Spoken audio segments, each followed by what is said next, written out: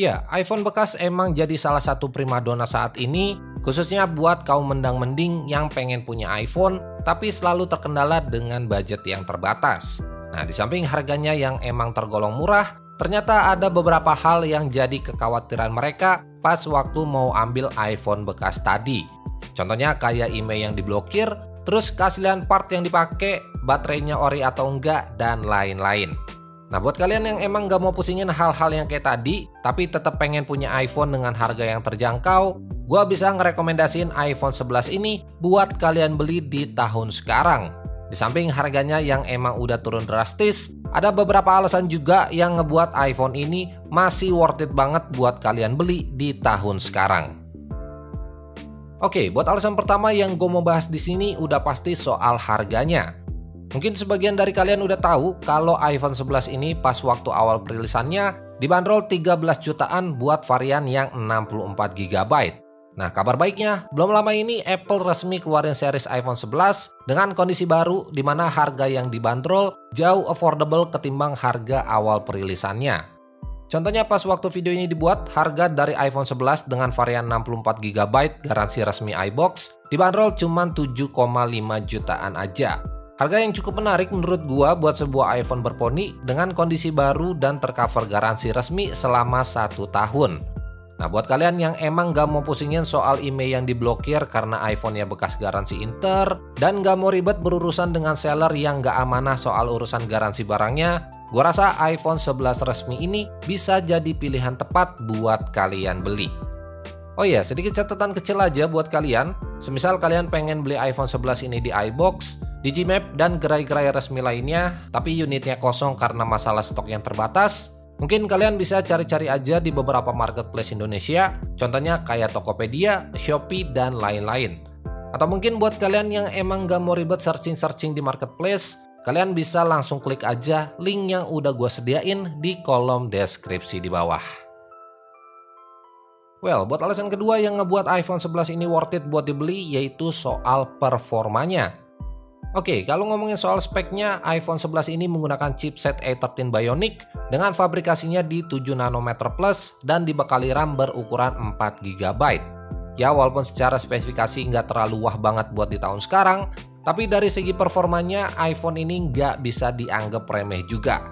Bukan tanpa alasan, karena optimalisasi iPhone 11 ini sendiri baik secara hardware dan juga softwarenya ngebuat iPhone keluaran 3 tahun lalu ini masih berasa ngebut buat kalian pakai di tahun sekarang. Buat kebutuhan sosial media kayak buka-buka TikTok, nonton YouTube, dan buka-buka Instagram, iPhone ini masih lancar-lancar aja. Dan karena hasil benchmark dari iPhone 11 ini juga tembus di angka 400 ribuan, ngebuat iPhone 11 ini masih playable banget buat kalian pakai main game berat sekalipun. Contohnya kayak game PUBG Mobile, Genshin Impact, dan game-game berat lainnya.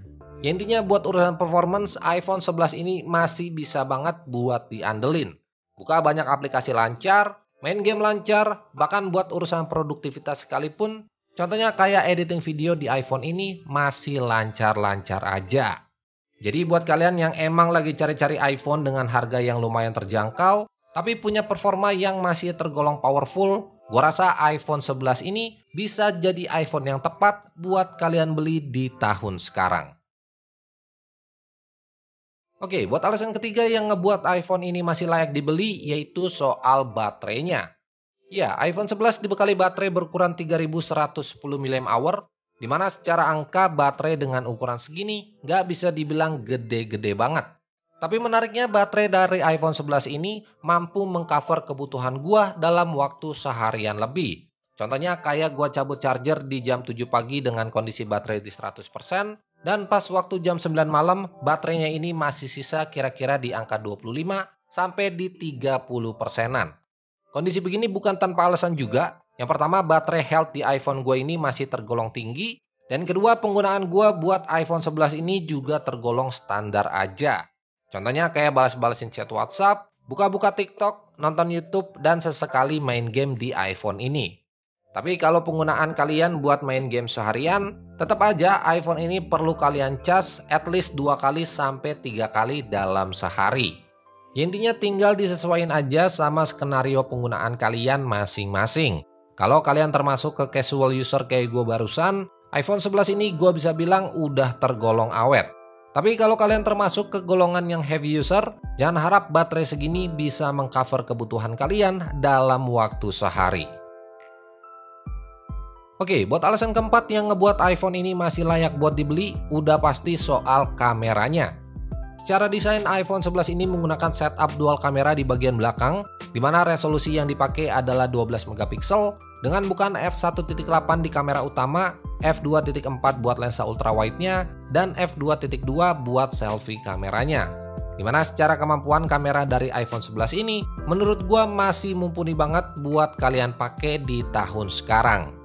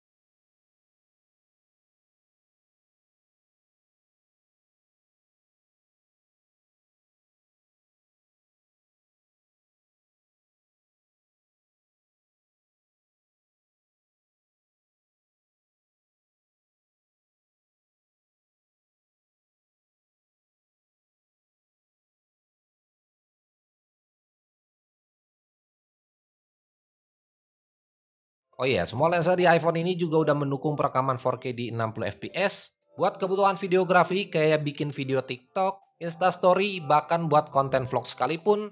Hasil perekaman dari iPhone 11 ini masih sangat bagus dan bisa banget buat kalian andelin di tahun sekarang. Oke, buat alasan terakhir yang gue mau bahas di sini yaitu soal update softwarenya. Ya, mungkin alasan ini yang jadi aspek penting kenapa iPhone 11 masih layak banget buat kalian beli di tahun sekarang.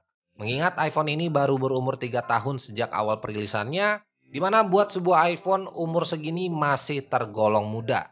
Karena kalau kita flashback ke beberapa generasi iPhone sebelumnya, contohnya kayak iPhone 6s dan iPhone 7 Plus, di mana mereka masih bisa dapat update software kurang lebih sampai 7 tahun dari awal perilisannya. Dan kalau Apple masih menggunakan pola yang sama ke generasi iPhone selanjutnya, secara teori iPhone 11 ini masih bisa dapat update software sampai ke iOS 19 nanti. Yang artinya iPhone ini masih aman banget buat kalian pakai 2 sampai di 3 tahun mendatang. Oh iya, poin ini sebenarnya juga jadi penentu banget buat kalian, khususnya kalian yang punya niat buat beli iPhone 11 bekas garansi Inter. Karena di beberapa video gue sebelumnya dan beberapa video dari reviewer lain, banyak banget dari pengguna iPhone X Inter yang ngeluhin emailnya keblokir setelah update ke iOS 16. Jadi buat kalian yang gak mau ribet buat ngurusin masalah email yang keblokir, atau masalah-masalah lainnya dari iPhone bekas garansi Inter, mending kalian beli iPhone 11 yang garansi resminya aja. Well, mungkin segitu aja video singkat gue soal iPhone 11 di tahun 2022. Semoga video ini juga bisa dijadiin bahan pertimbangan buat kalian yang pengen beli iPhone 11 di tahun sekarang. Oh iya, semua yang kalian tonton barusan itu pure pendapat gue pribadi. Jadi kalau ada dari kalian yang mungkin kurang setuju sama pendapat gue barusan, tinggal di dislike aja video kali ini dan kasih pendapat kalian soal iPhone ini di kolom komentar yang ada di bawah. So, gue Andri dari Good Stuff ID pamit. Sampai ketemu di video-video selanjutnya.